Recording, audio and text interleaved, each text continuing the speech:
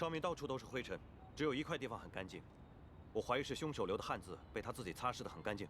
不用怀疑了，从周边的设施和射击的最佳角度来判断，这里应该就是狙击手开枪的地方。没错，我还发现了一个弹壳。照理说狙击枪是不会跳弹的，那怎么会有弹壳留在现场？会不会是凶手自己留下来的？给我纸和笔。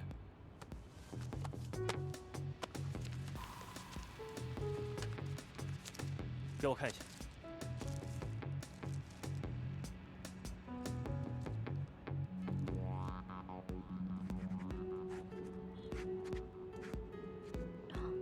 画的这是什么呀？韩神，这是在画地图吧？地图？哼，地图长这样啊？路痴看不懂很正常。拜托大哥，是你画的太抽象了。不信你换一个人，谁能看得懂这玩意儿啊？老总，到。按照我画的路线走一遍。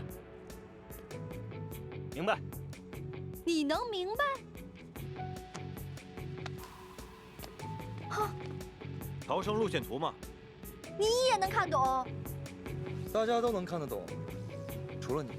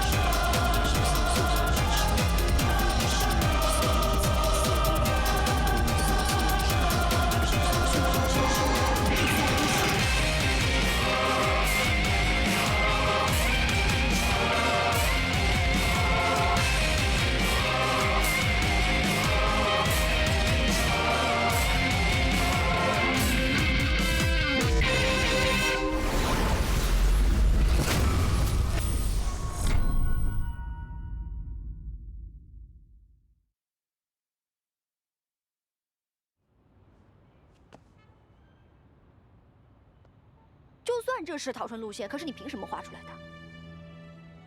这个问题很难跟路痴解释。我终于明白了，韩神，我们现在只要知道当时案发枪响的时间，然后再算出犯罪分子逃离的时间，再查当时公路各个十字路口的监控，这样就可以找到犯罪分子逃离时的车辆。这样一下子范围就缩小了。果然和非路痴讲话就是会省劲儿啊！我特聪明。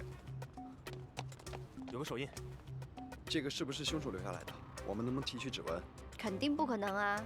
你刚才没听冷面说啊？凶手怕我们提取到他的 DNA， 甚至连他的汗水都处理过了，怎么可能会留下指纹？这个掌印肯定是戴了手套的。从这个掌纹上来看，根本判断不出他的性别、年龄还有身高。应该还有别的手印。老总，哎，你再去找找。是，冷面，干活了。嗯。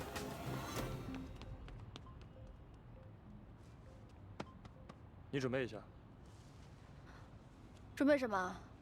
下一个你跑啊！为什么是我跑？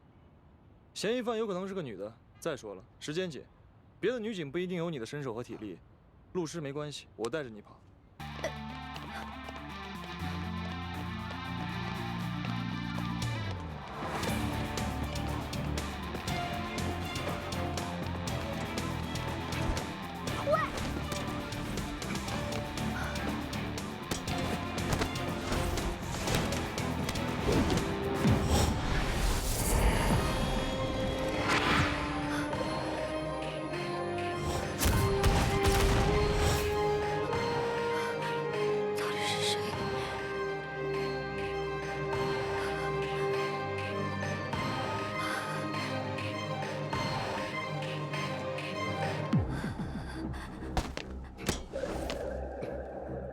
白锦溪，到底是谁？锦溪，白锦溪。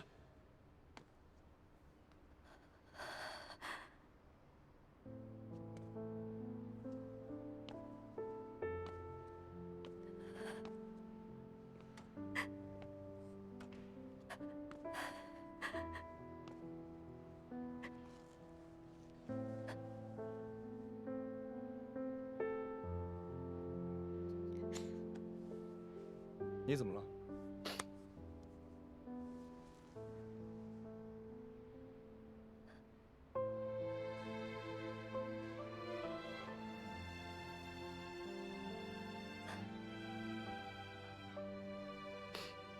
没什么，我刚才有点不舒服，恐怕你要找别的刑警帮你了。你到底怎么了？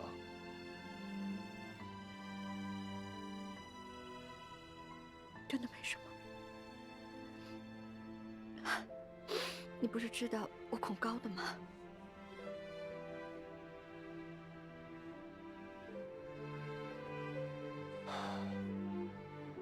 抱歉啊，是我考虑的不周到。我本来想帮你克服恐高这一关的，现在没事了，不用跳了。走吧，我们一起下去。来吧。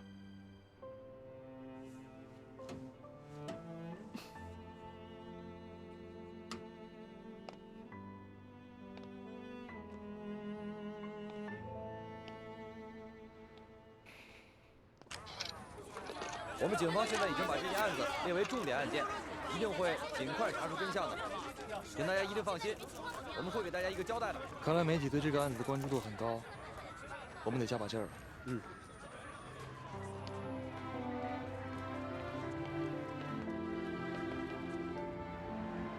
老大，现在我们去哪儿？想要知道凶手为什么选择他们两个人，就必须找到他们两个之间的共同点。我们去郑成志家。嗯，好。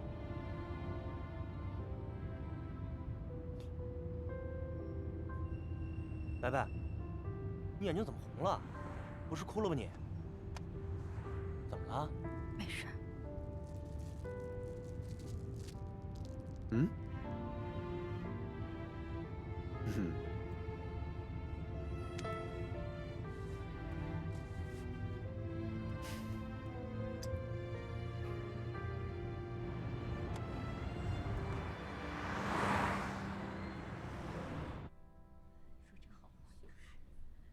你们两个跟家属了解一下情况，我们三个去对面楼顶看看。请节哀。嗯。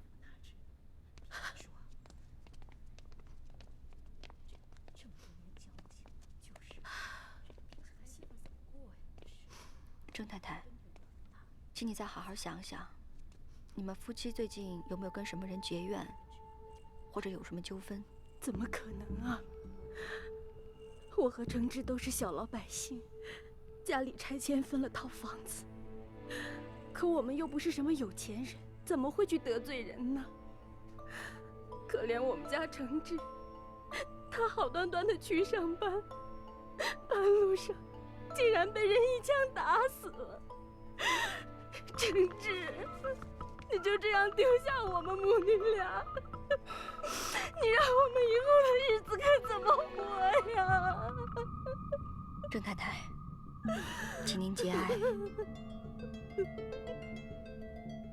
他除了您和孩子，还有别的亲人吗？还有一弟弟，在上海，他明天赶回来。您说他是在上班的路上被枪杀的，那他在什么地方上班？新隆大厦的商场，他们单位最近好像在搞一个什么发布会，每天都起早贪黑的。警察同志，我求求你帮帮忙，帮我们家程志找出杀他的凶手，别让我们家程志死得不明。郑太太，您放心，我们一定会找出凶手。你先别激动，您别这样，先起来，别伤心了，孩子，你慢点起来，起来。哎呀，注意点身体，慢点儿。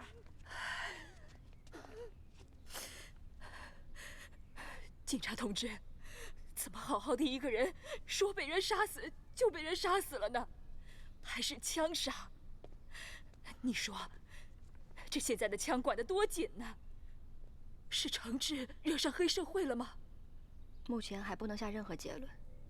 您就住在附近吗？我跟程志他娘是几10年的老邻居了，动迁以后我们一起在这儿分的房。我呀，是看着程志从小长到大的。您是看着他长大的，那应该很了解他吧？他平时是什么样的人？是那种很容易跟别人生仇结怨的性格吗？哪能啊！程志这人啊，窝囊，厉害的吧他不敢惹，跟他一样窝囊的，他也没什么要惹的呀。不过，哎呀，他们兄弟俩有的时候啊，互相看不惯，会吵2句。那他们平时都是为了什么事情吵？房子，还有老娘。程志这兄弟俩吧，爹死得早，是他娘一手把他们拉扯大的。兄弟俩都挺孝顺的。老二呢，常年在外地打工，他娘就跟着老大过。后来程志娶了媳妇儿以后啊，慢慢就变了，为了拆迁房子的事儿吵过好几回。那郑老太太呢？郑老太太上个月去世了，老太太辛辛苦苦一辈子，把2个儿子拉扯大了，结果呢，人老了不中用了，在自己家门口从台阶上滚下去，哎呀，死得真惨。老二吧，之前一直说把他娘接到上海去，放在老家，大儿子不管，媳妇儿又不照顾，老太太心里啊，委屈着呢。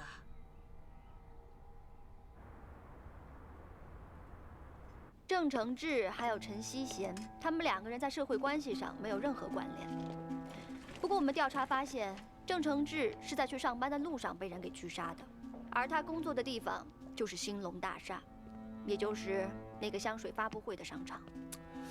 陈希贤也是在那个大厦被杀的。哎，我说这兴隆大厦怎么了？中邪了呀？能不能正经点啊？除了这一点，他们2个还有一个共同点，就是过去刚刚都有亲人过世。郑承志呢是母亲刚刚过世，陈希贤是上个月女朋友死了。我看过陈希贤和郑承志女友和母亲的死亡报告，2个都是意外死亡。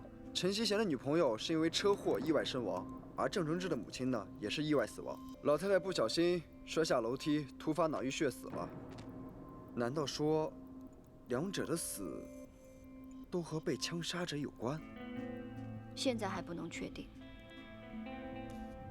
哎，等等，我觉得我们是不是把这个想的有点复杂了呀？T也许他杀人就是凭着自己的兴趣，对不对？你们都知道吧？这些变态杀手都肯定是神经病。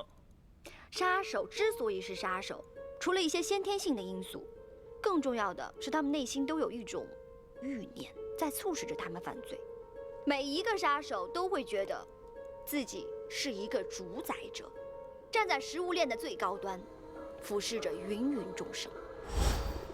我是一个杀手，我的第一份工作就是杀人。我喜欢瞄准的感觉。普通人在我眼中只是猎物，而我是个猎人。当我走在人群里，我却一丝一毫也感受不到自己的存在。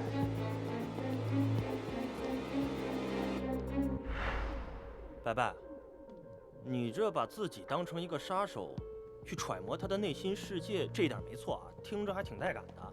但是，不可能是每一个杀手都像你说的那么感性吧？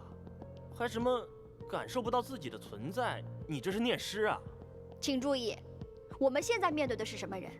是一个心理已经开始变态的职业杀手。这个家伙长时间心理压抑，某一次事件刺激了他，导致他彻底爆发。不过，事件永远都只是外因，而起决定性作用的永远都是他的内在。白白，我发现每一次你说什么变态啊、连环杀手啊，你都特起劲儿。有吗？有。哎，在观湖那会儿就特别重口味，那么多。那是因为你们不懂。剖析这些变态的心理事件，是一个犯罪心理侧写大师最大的乐趣所在。他们所有人的行为，在我们眼睛里看起来是非常简单的。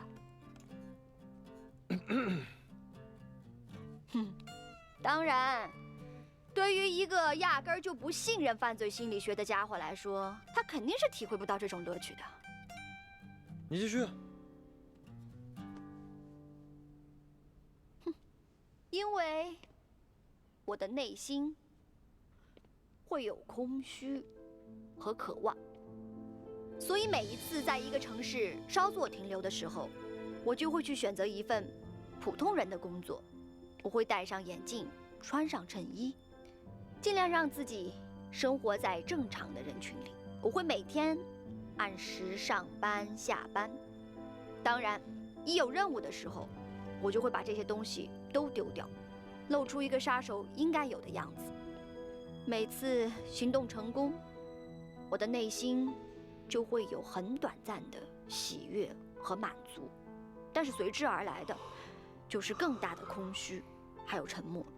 到底是什么样的一种情况，让这样的一个杀手愿意放下心中的那份高傲，去面对内心的冲击呢？颠覆，我想一定是颠覆，是他内心里面非常非常在意的一种情感发生了变化。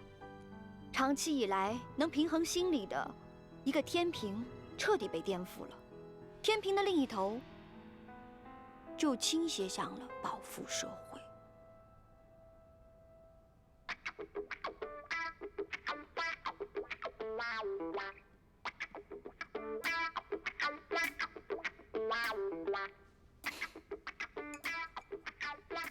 说完了。很有道理。你们有什么问题可以向他提问。杀手为什么要杀那2个人呢？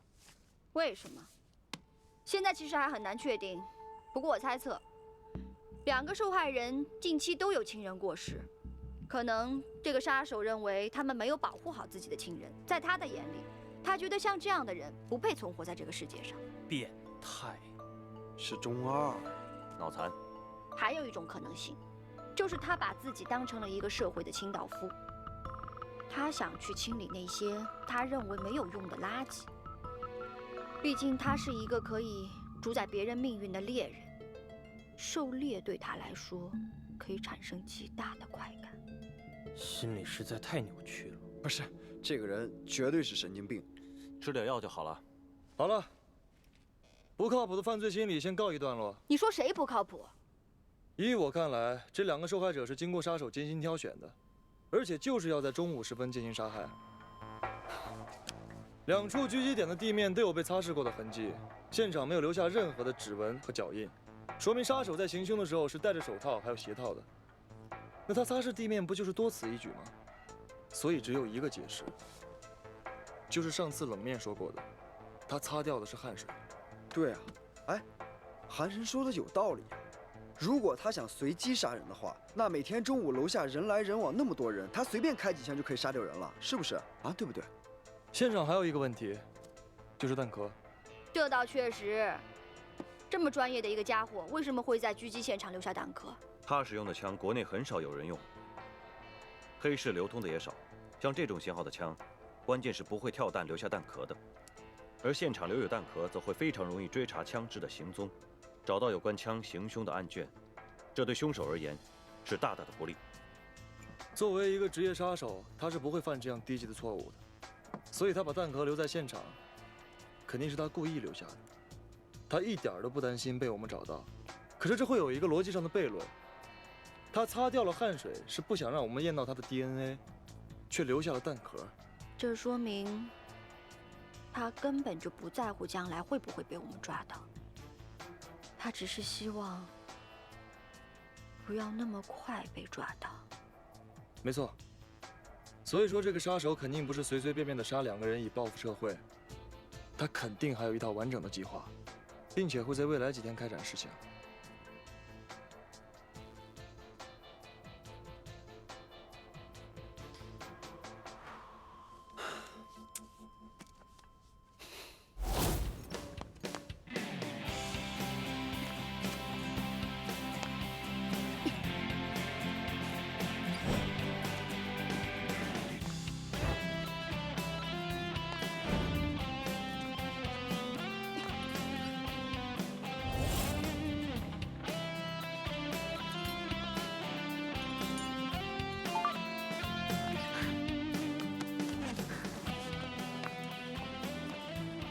CS 比赛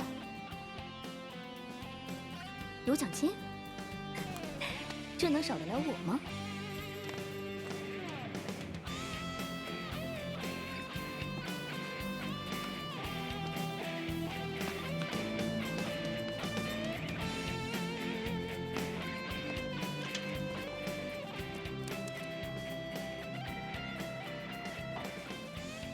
？CS 比赛招募。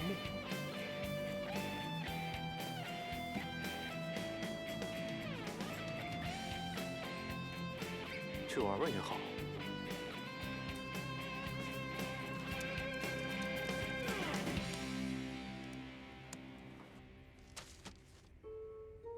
日前，网络上盛行出来一个替天行道的杀手，真是让人人心惶惶。但是又有媒体说这只是无聊人士开的玩笑。对于这些谜团，你又是怎样认为的呢？下面请看详细报道。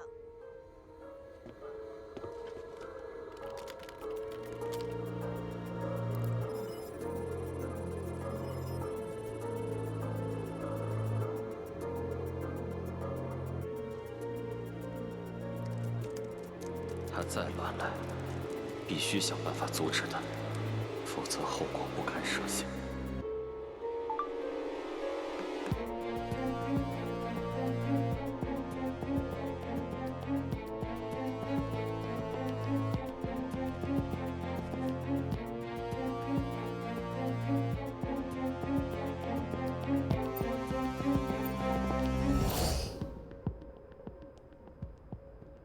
连环杀手 T， 年龄25到30岁，男性，体型强壮，曾经遭遇过重大的情感变故，早已不顾生死，也不排除还有身患绝症的可能。总之，他会不惜一切代价完成任务。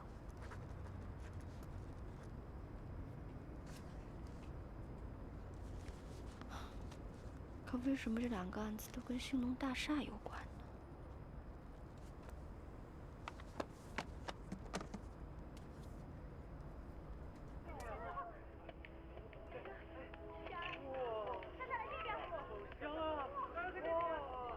哦，表演的这么夸张，这几个人是托儿吧？我感觉隔着屏幕都快闻到香味儿了。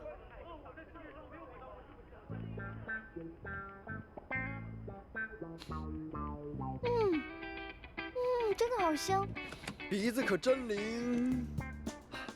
来，哇，不错嘛。嘿嘿，赶紧先垫垫肚子吧。靠谱。对了，周家人呢都不在，我给他们打电话了，也没人接。我刚才已经上去问过邻居了，也都说不知道。再等等吧，现在陈希贤已经死了，我们只能从他的前女友周思涵那儿看能不能找到一些突破口。希望能找到突破口吧。你看，这个发布会的香水是什么牌子啊？请的这几个托儿，表演还挺卖力的，绝对不止1盒盒饭。所以说呀，你就不是一个女人。我跟你说，这款香水呢，现在超级无敌火，街头巷尾呢都是他们的广告。兰氏只要是美女，都在等这个香水发布呢。什么美女啊？就是一些庸脂俗粉，怎么能跟我一起相提并论呢？不过说正经的，他搞这么大的动静儿，什么来头啊？具体的我还真不知道。哎，不过我听说这个牌子呢非常的神秘，好像有什么境外金融团体在赞助他们。更牛的就是这个牌子拒绝了一切国际大品牌的合作，自己创立了一个牌子。在广告里呢就一直说什么有100年的工艺啦，纯手工制作啦，哎，还有更玄的，说什么在有个家族作坊在什么深山老林里面，弄得神神秘秘的。小白，你说现在这些广告商啊，他怎么夸张怎么来，这牛吹的都快吹出地球了。真的是够可疑的。嗯，算了，反正我对那些破玩意儿也不感兴趣。哼，说你是个汉子，你还真是个汉子，长得是个美女，其实内心还是个纯爷们儿。捡女人的时候你是没看见。哼。对了，小白，你今天下午跑的时候，为什么哭啊？我可以告诉你，但是能替我保密吗？我发誓，我绝对不告诉别人。快说。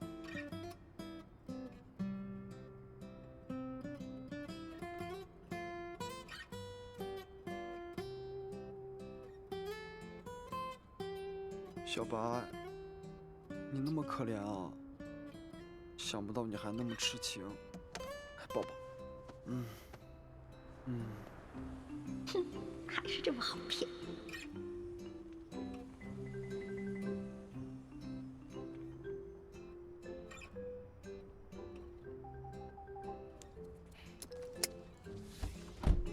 君子报仇，10年不晚。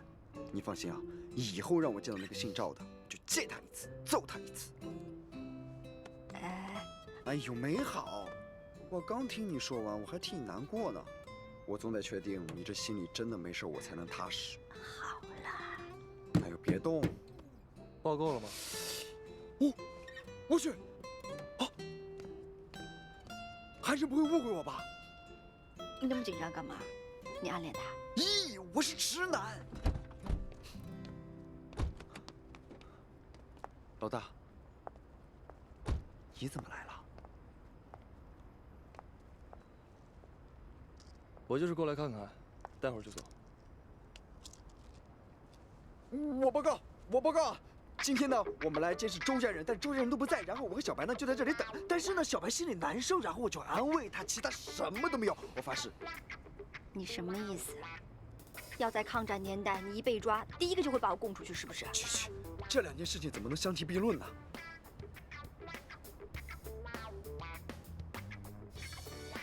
哦，对了，哎呦，我困了，老大，那个我先去休息一会儿啊。好，走，我走。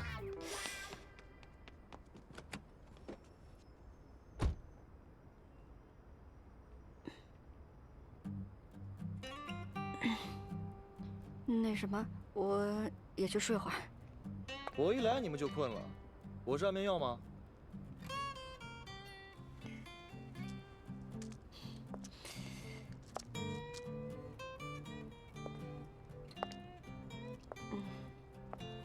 其实也还好，也没那么困。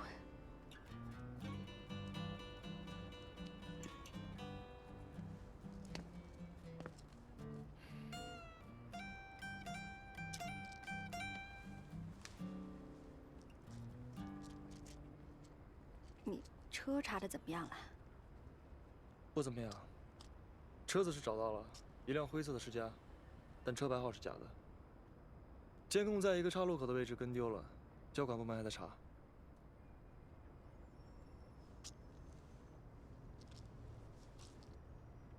反正查监控是那强项。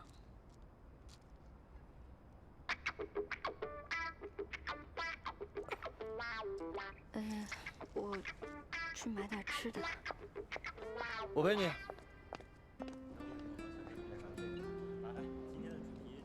老板，我要这些。哎，好嘞。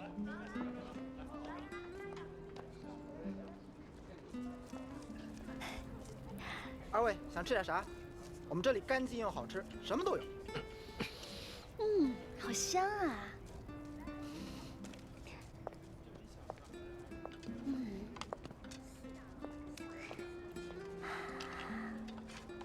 你这一顿宵夜都顶得上一顿正餐的量了。你管我？老板，我要这些。美女，你很会点啊！这几样菜都是我们店的招牌。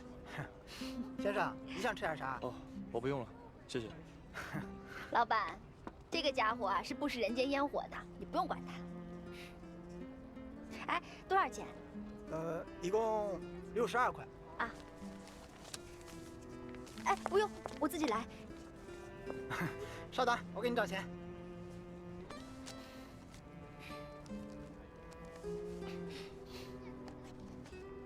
给，谢谢啊。我来吧。您拿好，慢走啊。哎，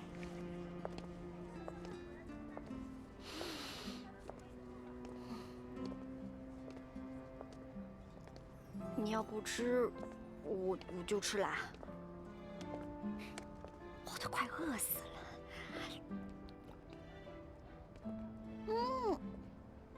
真的好吃。你确定不来一串吗？不好吃的我可不要。好，给你挑一串辣椒少的，给。怎么样？还行吧。嘴硬。我跟你说啊，美味都在路边摊，你这么挑剔啊，不知道要错过多少好吃的。啊！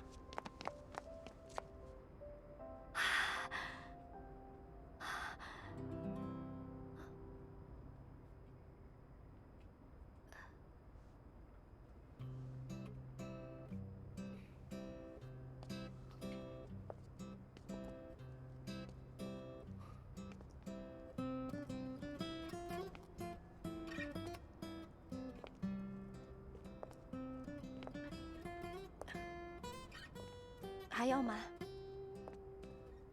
好啊。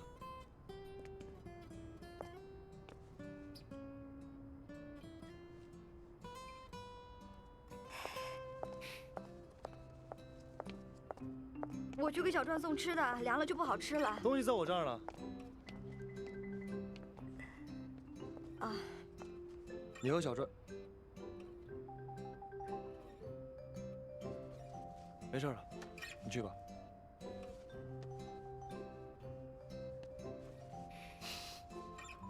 我和小转怎么了？你这么关心小转啊？莫不是你对他有意思？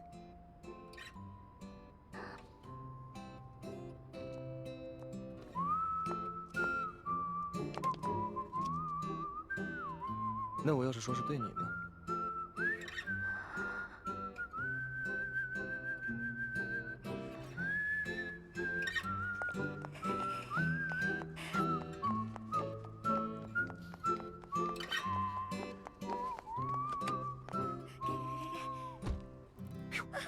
怎么了，小白？韩人向你表白了，开心成这样？快吃吧你！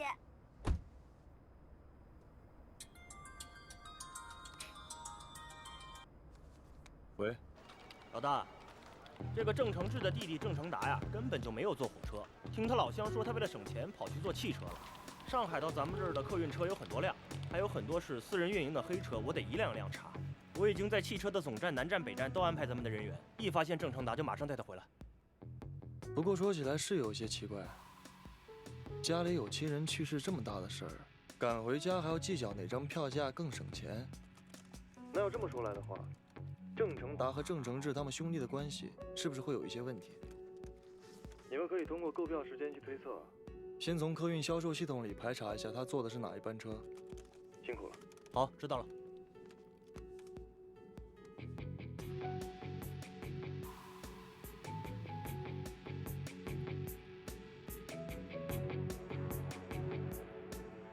喂，冷面，你那边情况怎么样？我这边还没有收获。好，那你继续盯着，有什么事的话随时联系。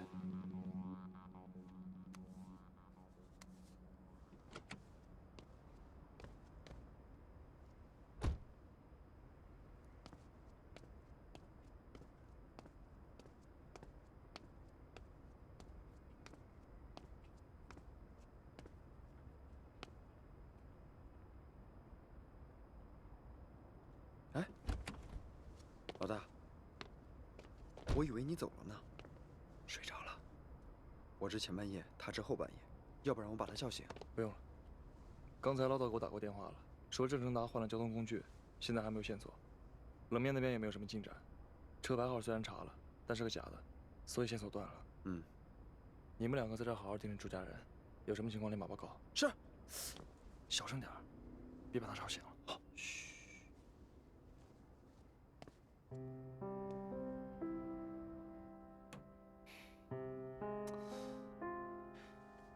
你就让他这样睡啊？啊？那怎么睡啊？以前我和小白盯梢出外勤的时候都这么睡啊。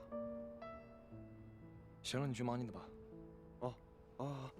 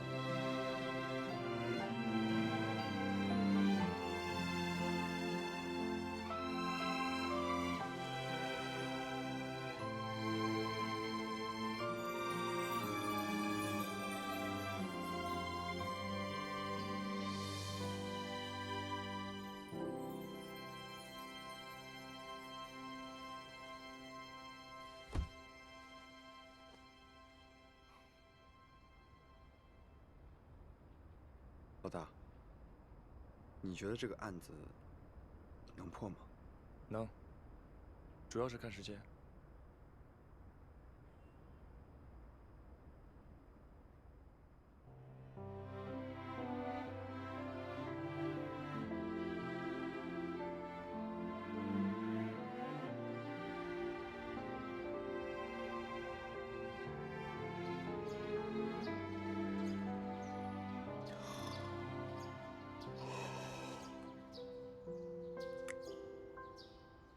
嗯。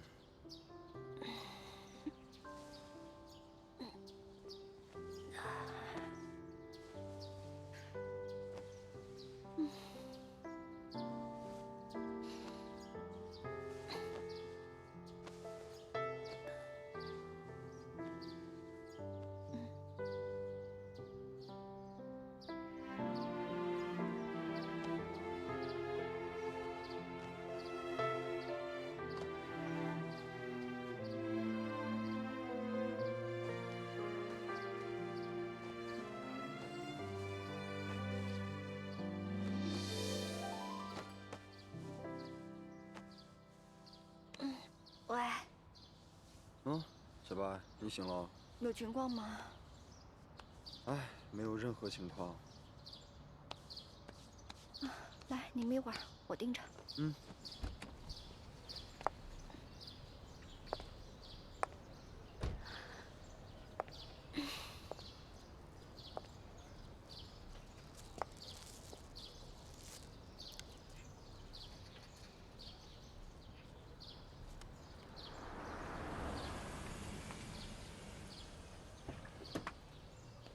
师傅，多少钱啊？办事儿。小川，啊，那是不是周思涵的家人？慢点啊。哦，就是他们。来，走吧。周先生，不好意思，打扰一下，我们是警察。警察同志，有什么事吗？是这样的，您的大女儿周思涵生前有一个男朋友叫陈希贤。德烈，你先带着妈妈上楼休息。哦，好。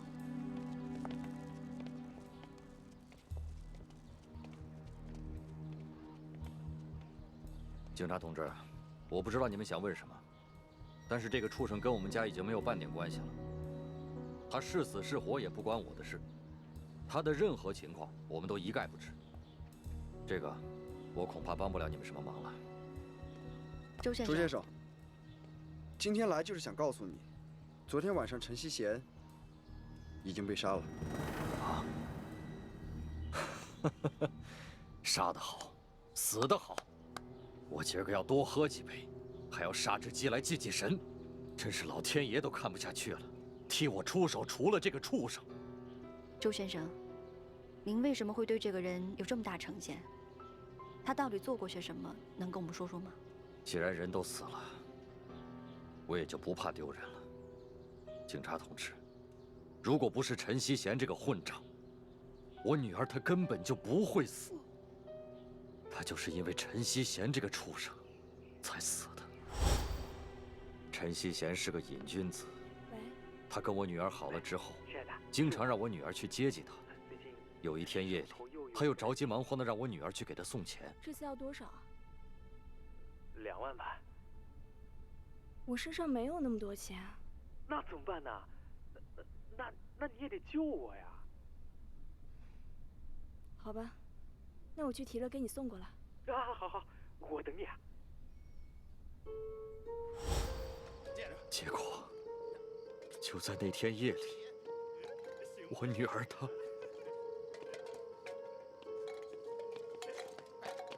哟，这不陈希贤女朋友吗？那个家伙欠我们钱不还啊，欠不还他女朋友。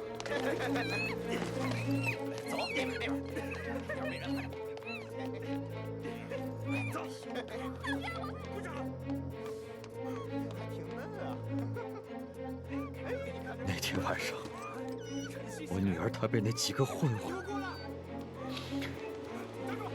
她一直不肯报警，我们全家也认了。只要她和那个畜生一刀两断，我们的日子就会一天天的好起来。可是没想到，我女儿之后神情恍惚，没多久就出了车祸。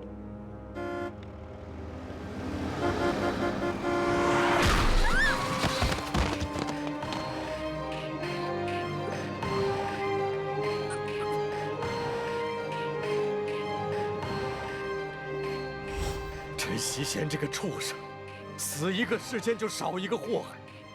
你们还查他干什么？谁杀了陈希贤，谁就是我们周家的大恩人。